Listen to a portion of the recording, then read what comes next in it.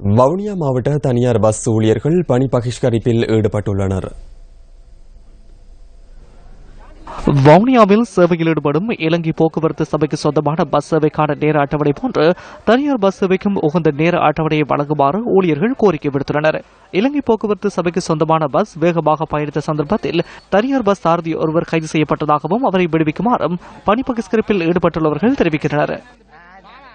சிடிபியோட எங்களுக்கு தொழில் செய்யலாத நிர்பந்தத்தில் நாங்கள் இதை நடுக இருக்கிறோம். எங்களுக்கு அதே நடுக ரோட்ல போய்க்குள்ள சைட்ல போடுறது, பின்னு குத்தி பிரேக் அடிக்கிறது, அப்படி இப்படி செய்யறது. நாங்கள் என்ன போனா எங்களுக்கு பிரச்சனை இல்லை, அவ எங்களை தான் தூக்கி போடணும். அதே கட்டத்தில் நேற்று ஒரு சம்பவத்தில் எங்களோட சாரதி நடத்துனரால் ஜெயில இருக்கிறோம்.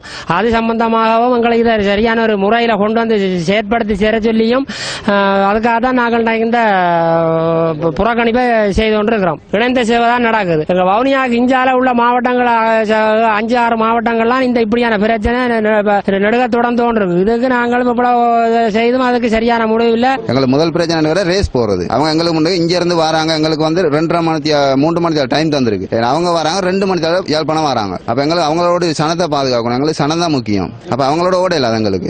மற்றது கிளிநொச்சிக்கு 6 மணிக்கு எடுக்கிற பஸ் 6:50க்கு வருது கிளிநொச்சி. அப்ப எங்களுக்கு அவ்வளவு 75 கிலோமீட்டர் இவங்க ஓடுறாங்க.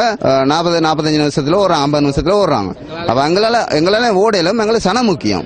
எங்களுக்கு சனம் அந்த ஹை ஸ்பீட் பிரச்சனை ரோட்ல ஓடையில அவ்வளவு ஸ்பீட்டுக்கு